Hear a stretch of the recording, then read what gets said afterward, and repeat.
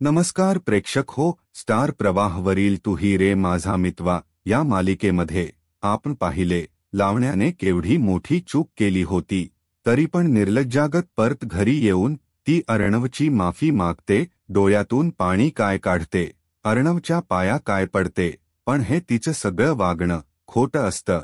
ईश्वरी लगेच तिच्या वागण्याला भुलते आणि अर्णवला तिला माफ करायला सांगते, म्हणजे लावण्याला त्यांच्या लाईफमध्ये इंटरफेअर करायला अजून एक चान्स देते.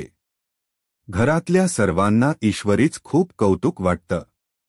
लावण्याला खरं तर ईश्वरीने तिला दिलेल्या कानाखालीचा बदला घ्यायचा असतो.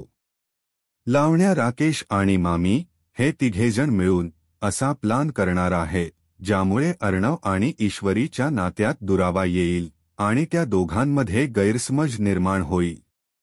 आणि या सर्व झालेल्या प्रकारामुळे लावण्या तर खबरदार झालेली आहे आणि लावण्या, राकेश, मामी हे तिघे मिळून असा खतरनाक प्लान बनवणार आहे, ज्यामुळे अर्णव आणि ईश्वरीची लाईफ एकदम बदलून जाणार आहे.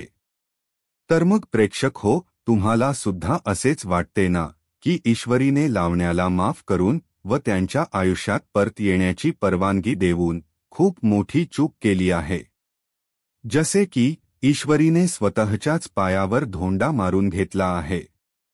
तर मग असेच तू ही रे माझा मितवा या मालिकेचे अपडेट जाणून घेण्यासाठी आमच्या चॅनलला सबस्क्राईब करा, व्हिडिओला लाईक व शेअर करा. धन्यवाद.